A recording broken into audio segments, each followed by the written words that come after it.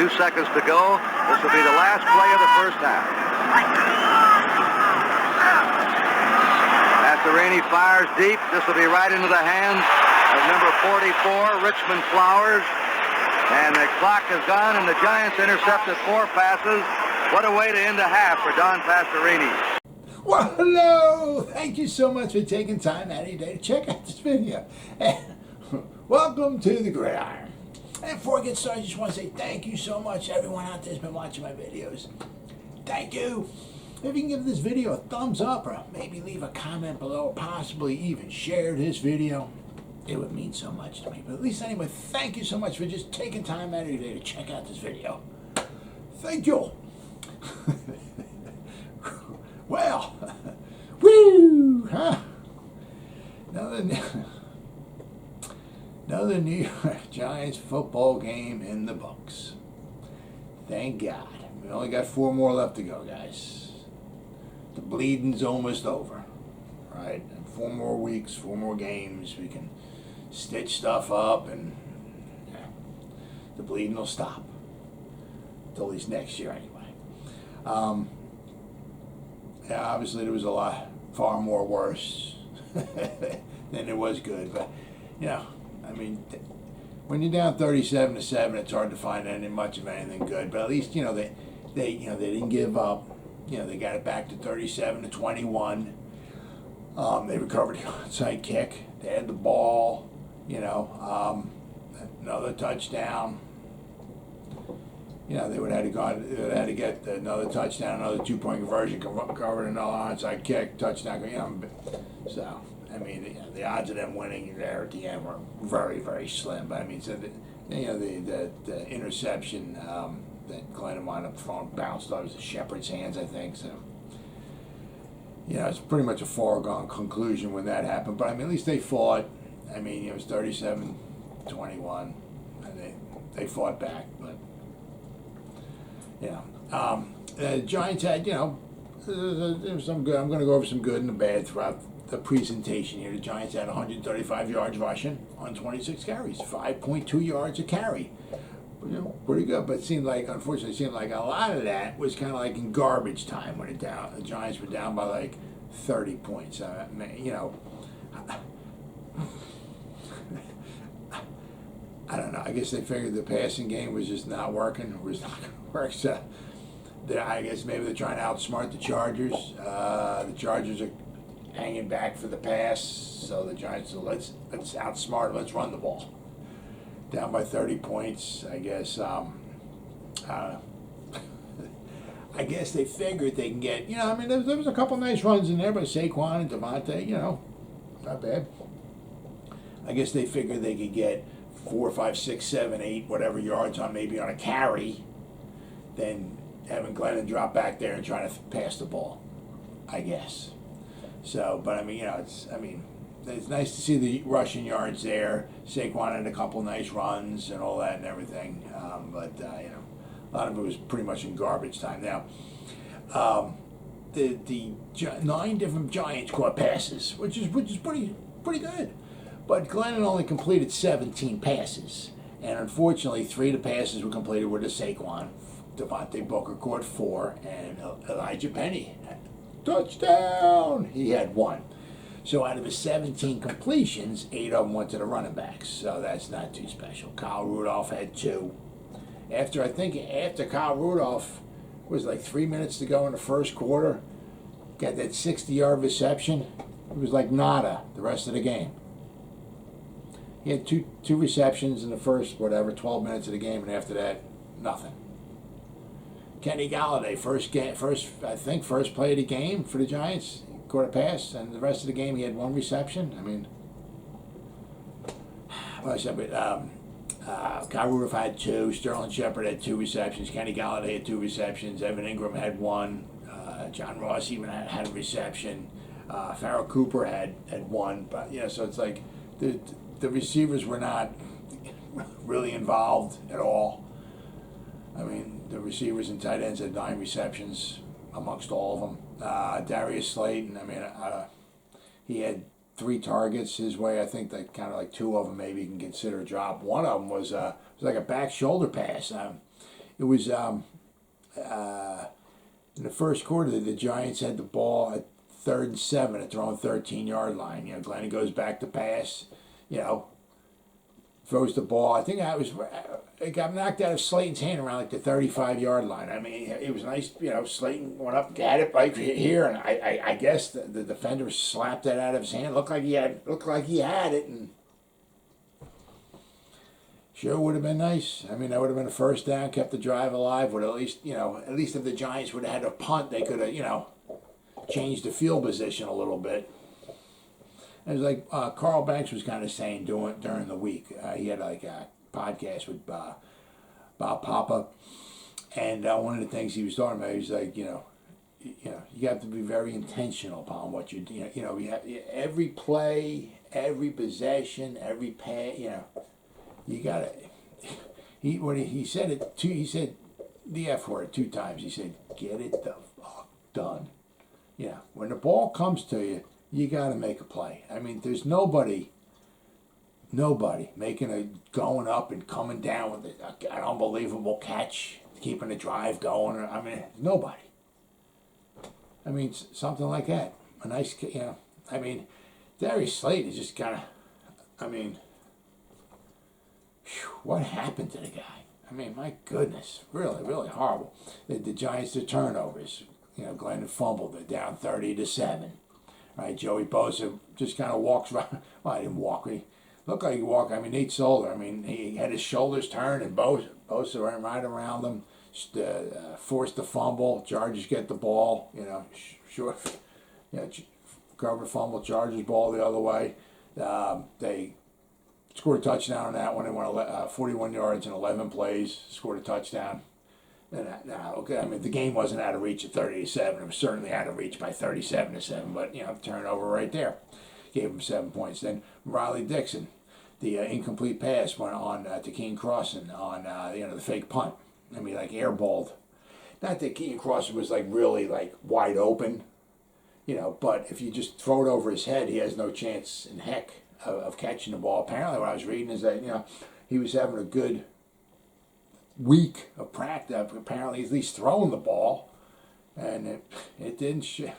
That was really horrible right there. Really horrible. Once again, turnover and downs right there. Chargers short field, kick a field goal. So there's 10 points right there. And once again, the Giants give up another scoring drive in the final 2 minutes of the first half. This is the 9th time this season out of 13 games they've given up a scoring drive in the final 2 minutes, not of either half, of the first half. They've been outscored 59-0 in the final 2 minutes of the first half. They've given up 8 touchdowns and 1 field goal in the final 2 minutes of the first half. The Chargers actually had the ball 2 times in the final 2 minutes. They had the first time they got it, they kicked it away. They punted. So the Giants got the ball, and the Giants had the ball like around like the Chargers' 41-yard line. There was like about 1:40 left to go. Now this was huge. Giants are down 17-7. They still have a prayer. 17-7. They have 41-yard line. Get 5-6 yards. Right? Get like to around maybe the 35. Graham Gano, there's a 50, 51, 52-yard field goal. You know, he set the record for the Giants for kicking over most 50-plus yard field goals in the season. I mean, that's in his range. 3 plays later, the Giants wind up losing 2 yards. Now instead of getting a few yards, maybe making it a 50, 51, 52-yard field. Where they're at is be like a 60-yarder. So they didn't want to try that, miss it. Now you're going to give the ball to the Chargers at midfield. They didn't want to do that, so they wanted to punt. So what winds up happening? Riley Dixon winds up kicking an 18-yard punt. So from the 43 of the Chargers now get the ball at the 25. And on the third down, not that Devontae Booker would have made a first down, but he was wide open. He came out of the backfield, cut across, wide open. Glennon throws the ball behind him. He's running like this. He reaches back like this. The ball, I mean, he didn't have a chance of catching the ball. Wide open. Glennon misses him. And I said, he would have caught the ball. Not that he had too far to go to the first down. There was too many Chargers in the way. He wouldn't have made the first down. But he could have gotten to probably around the 35, maybe the 34-yard line. Would have been Graham Gano's field goal range. All right? And, you know, possibly he made it. Now it's 17-10. Not only that, I mean, unless the Chargers would have called maybe a timeout, which they might have. But when they threw the incomplete pass to Booker, the clock stopped. If you complete the pass to Booker, catches it, gets him, stays in bound, the clock keeps running. You know, you get your field goal unit on it. You know, now you're churning up some more clocks. And now that when the Chargers, unless the Chargers are going to call a timeout. But so when the Chargers get the ball back, they have less time to score a touchdown. But right then and there, I mean, you can make it 17-10. Change the whole outcome of the game. And then maybe, who knows, after you kick the field goal, maybe they don't wind up scoring that long touchdown. Who knows? I mean, that was huge. I mean, you know, 17-10 at halftime is a lot better than going down 24-7. So that what winds up happening after you know, they go 3 plays, they lose 2 yards on the 3 plays, now they're back to the 43. Riley Dixon punts at 18 yards. The Chargers get the ball now at their own 25-yard line.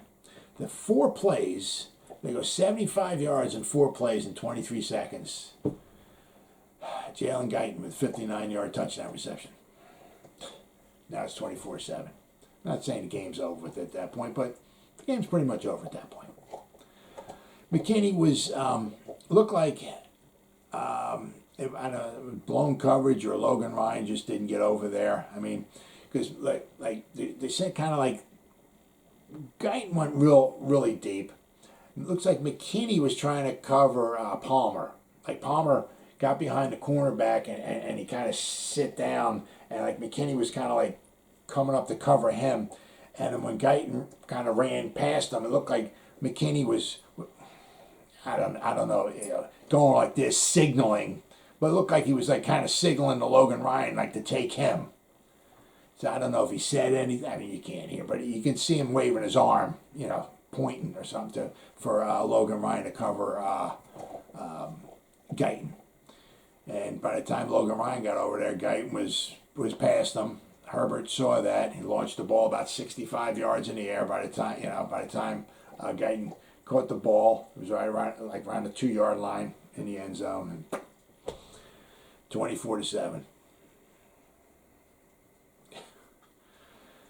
And it was the same thing as like last week against the Dolphins. It looked like there was like 2 blown coverages that gave the Dolphins 2 touchdowns. Like Bradbury lost to 1 receiver who ran past them into the end zone, who was like wide open. Then McKinney was covering one of the other touchdown passes. McKinney was like covering a guy. He was like going across the field. Tua was like rolling out, and McKinney was like, you know, keeping an eye on Tua, but he had the other guy covered too. But like Tua stopped, McKinney stopped, and the receiver kept going. Who was then standing by the edge of the end zone, and Tua hit him right there, touchdown. Looks like just blown coverages, just really horrible. And you got to figure, taking into account that the Chargers didn't even have Keenan Allen, their best receiver, in there too. I mean, could you imagine? Can you imagine if he was in there? I'm not saying it would have been, you know, 58 to 21, but you know, they might have easily put up over 40 points. I mean, wow. Austin Eckler, you know, he's he's just a solid, you know, all-around player. I mean, he averages 98. Actually, the Giants it's hard to believe, actually kept him under his season average. I think he's averaging 98 yards a game between rushing and receiving. Rushing, he had like over 600 yards rushing coming into the game, and receiving, he had over 500. He had over 50 receptions. He had over 500 receiving yards coming into the game. So between the two, he was averaging about 98 yards per game. Now the Giants kept him to 84 yards, but you know, it didn't matter. He got the ball. I believe he ran the ball, I think it was 12 times. I believe it was. You know, for 67 yards.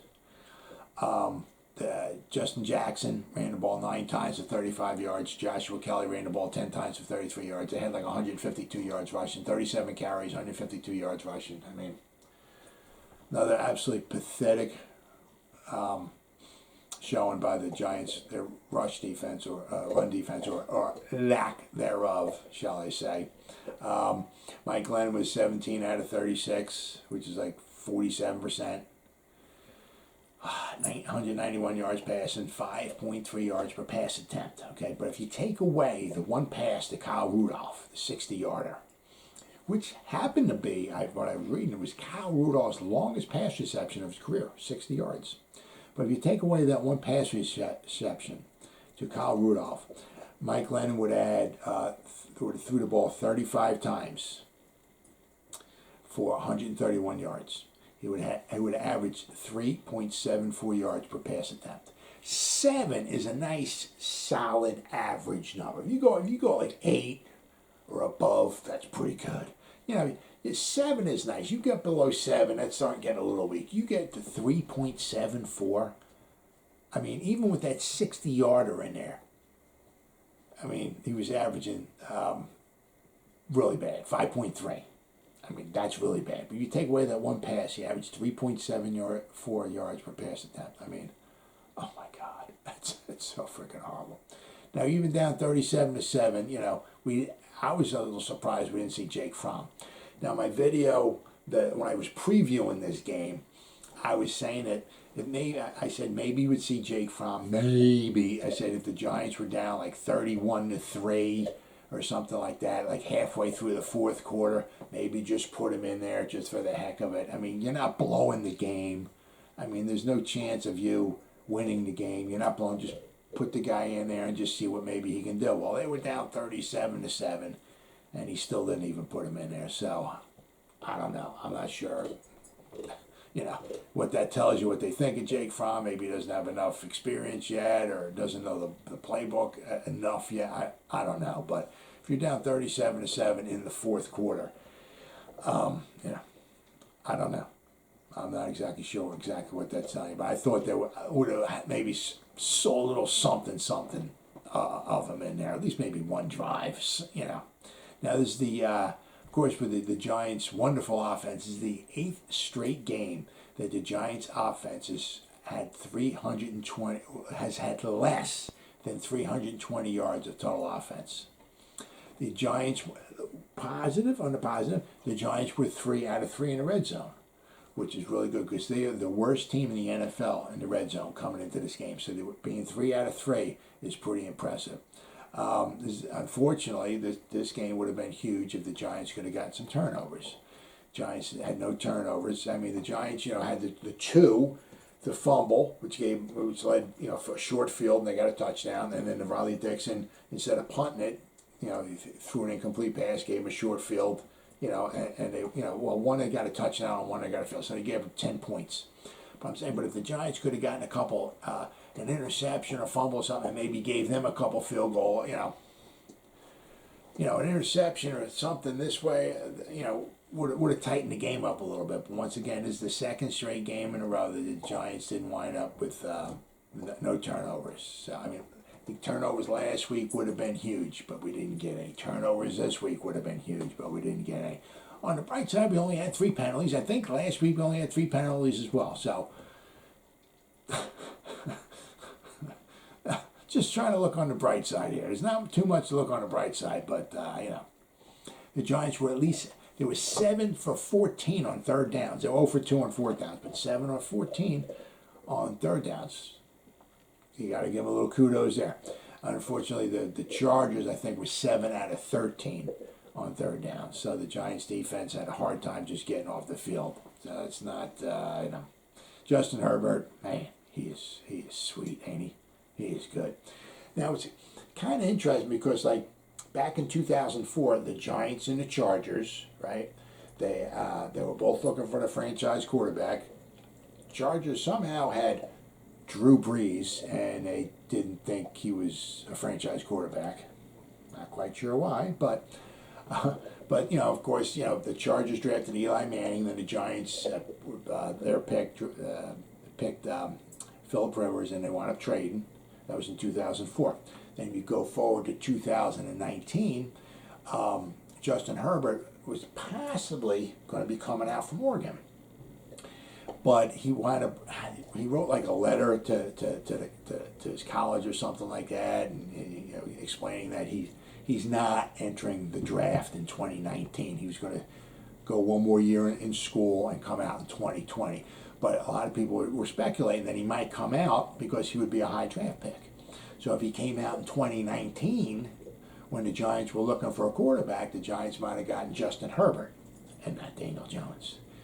But Herbert went back to Oregon for another year. The Giants got Daniel Jones, and the following year, Justin Herbert came out, and the Los Angeles Chargers wound up with Justin Herbert. So I mean, it's kind of like the last two times that both teams were looking for franchise quarterbacks, they kind of had like a little something going on with each other. I mean, but I'll tell you, could you imagine if he came out in the 2019 draft and we wound up getting him?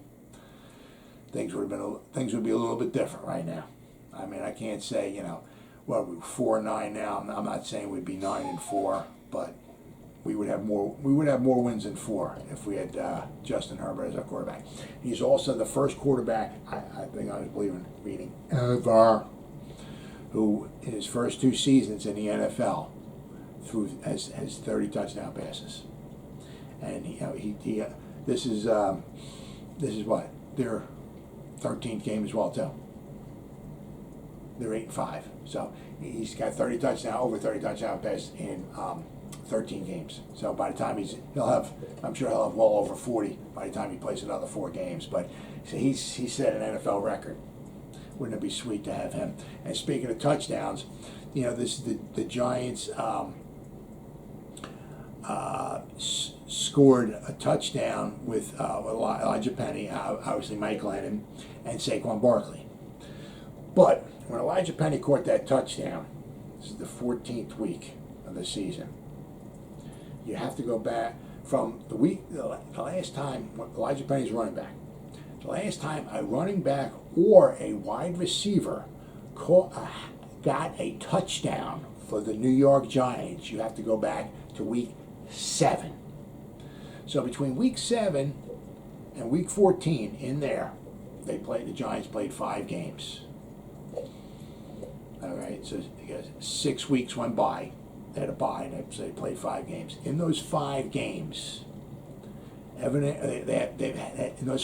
had 6 touchdowns in those 5 games.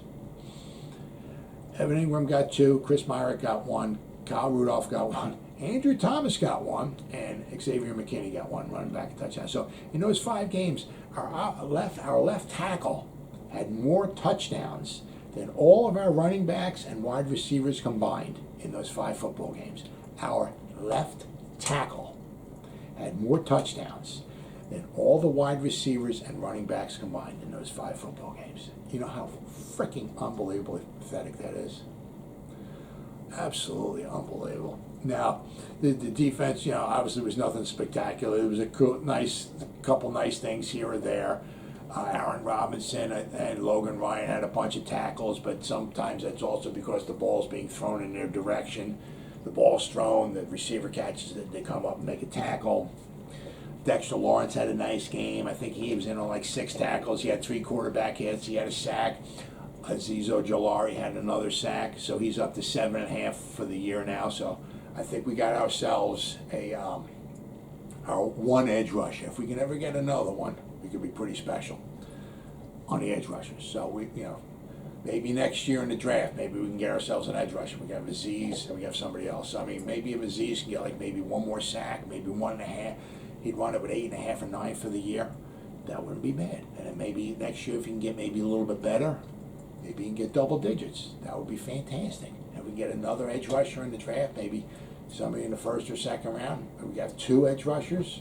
That would be something to build upon. But I mean, also want to put something in kind of perspective here too. All right, the Giants had the backup quarterback in there. Okay, the Chargers had their backup quarterback in there. I'm not saying the Giants would have won. It might have been a little bit closer. So you got to keep things in perspective. I mean, the Giants this and that, and all that stuff. And all right. Just going into the game, the Chargers are the better team.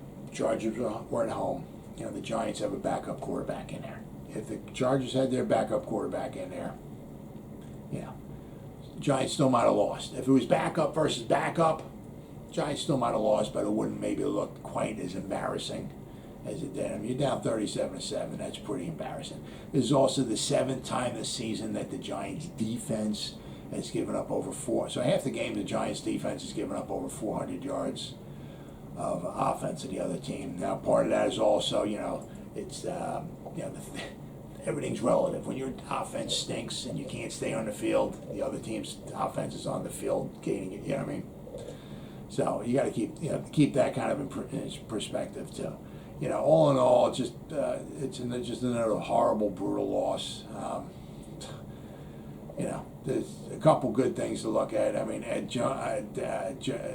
Coach Judge. I mean, after the saying, once again, if we lost the next 712 games in a row, after that 712th game, Joe Judge would say, I'm seeing a lot of positive things out there. I'm seeing a good foundation, stuff we've got the foundation built, and we're starting to build on that foundation. I'm seeing a lot. I mean, I get it. You want to stay positive. You don't want to trash your players, but all this stuff, I get it. But dude, it's not working. You know what I mean? Mr. Marin's got a lot of, he's going to have a lot on his plate. I mean, hopefully, pretty much it's a foregone conclusion that Gettleman will be gone. He's got to think long and hard about just getting rid of Judge and starting anew, because I mean this is really bad. I mean, we're 4-9. If we wind up go 2-2 over our next, because we got to play in Philadelphia, we got to play the Cowboys. I'm sure they're going to smack our asses around next week. We're going to play the Washington football team. We got to play the Bears. So just say we go 2-2. All right. We'd wind up 6-11, so we would be worse than we were last year. If we went 1-3, obviously we'll be 5-12, which would be far worse than we were last year. Now, Mr. Mara's got to look at, well, our record was worse than last year, but we have so many more injuries than we did, so he's got a lot on his plate. However, on the bright side, which is not much here, the Giants lost and the Bears lost and the Seahawks won. The Seahawks, they won 33-13 over the Texans. So now the Seahawks have 5 wins. The Bears lost last night. They lost 45-30 to the Packers. So the Bears have 4 wins. The Giants have 4 wins. So right now, you got the Lions, the Texans, the Jaguars, and the Jets. That's your top 4. The Giants have pick 5, and the Giants have pick 6.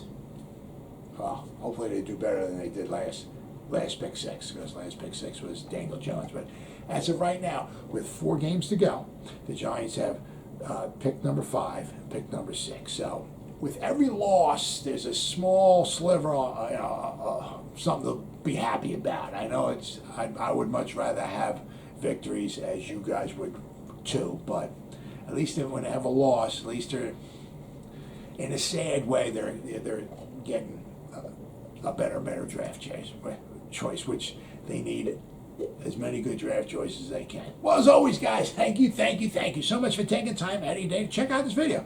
You guys stay safe out there and go Giants! Woo!